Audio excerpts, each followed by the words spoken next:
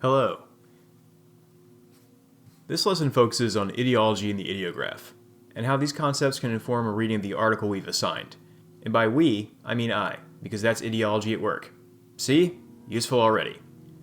Keywords include diachronic, hegemony, ideograph, ideology, and synchronic. As per the lie handout, ideology is a broad topic, but we can consider it as a concept about how, quote, the dominant institutions in society work through values, conceptions of the world, and symbol systems in order to legitimize the current order.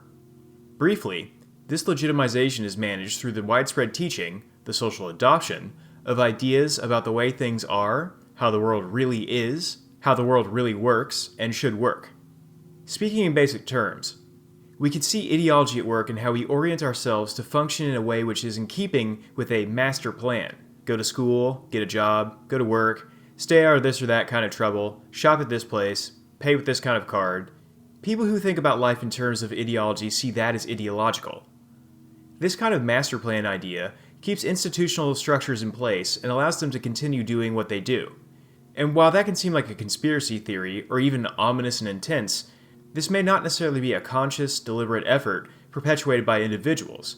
We could think of it as being executed in part by people who just fell into roles where X or Y do X or Y just because that's how things work. A lot of this has to do with what is called hegemony. Here's an important quote about it. This socialization process, the shaping of our cognitive and affective interpretations of our social world, is called, by Gramsci, hegemony. It is carried out, Officer writes, by the state ideological apparatuses, by the churches, the schools, the family, and through cultural forms.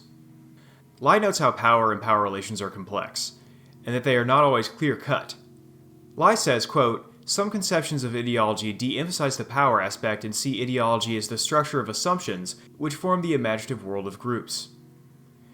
We should take notice of how interpolation comes up here, but not by name, as Lie talks about how ideology hails us and calls us into being. In Marxist terms, ideology naturalizes, historicizes, and eternalizes behavior. Question 1. What's the difference between ideology and myth? Now, as Lie writes, ideology can contain contradictions, but can also mute the impact of those contradictions. He says, quote, all sorts of moral and social problems get disappeared in the process. To close out the article, Lie offers a reading guide to use in the analysis of text, which can point to certain ideological implications or ideas. So that's enough ideology for now. But what's an ideograph anyway?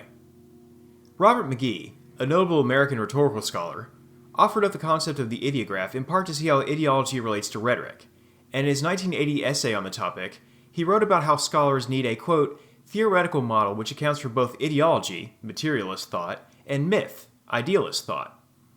A model which neither denies human capacity to control power through the manipulation of symbols, nor begs Marx's essential questions regarding the influence of power on creating and maintaining political consciousness.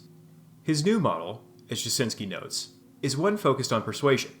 He wrote about how ideology was a political language, with, quote, the capacity to dictate decision and control public belief and behavior. McGee moved to focus on the particulars of political language, moving beyond truth and falsehood to see how it functions for the sake of controlling people, lives, and other things. So this brings us to the ideograph. McGee wrote, quote, an ideograph is an ordinary language term found in political discourse.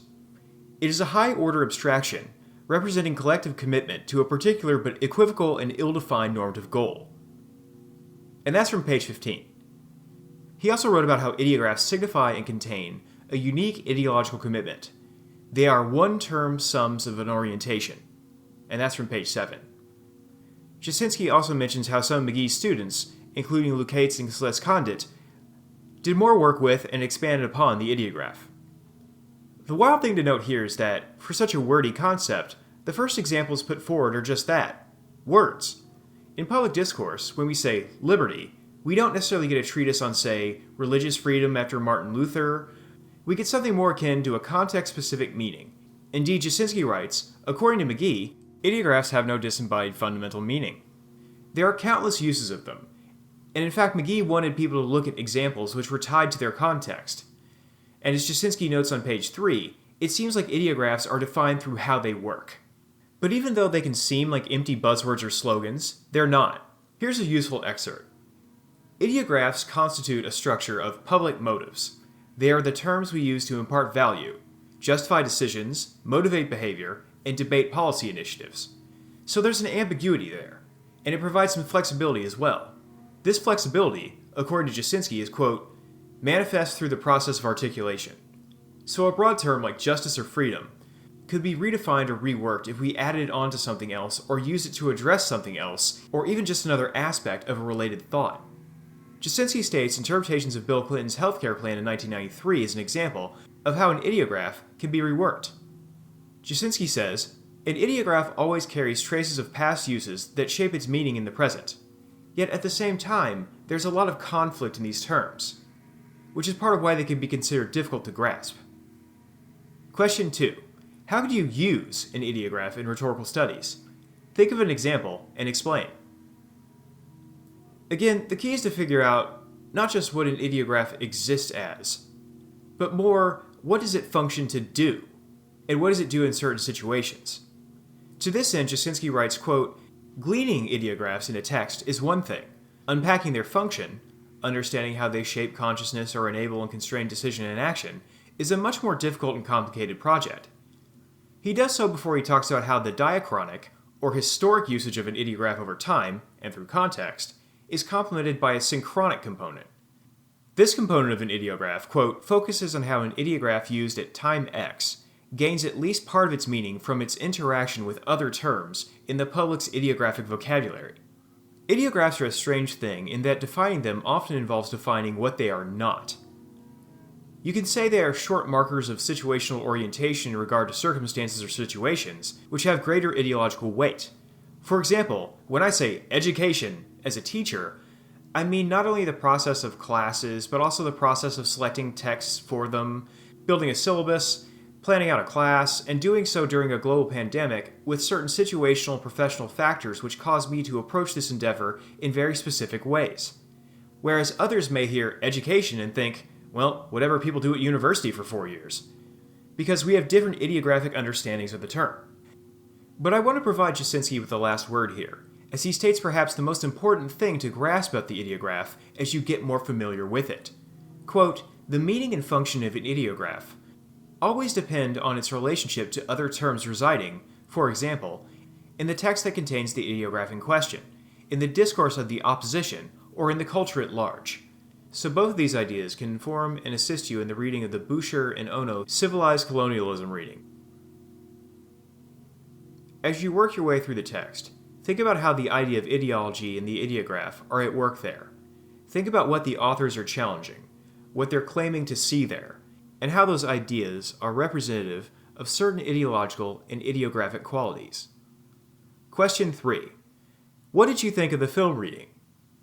Did you feel the authors justified their claims about the film?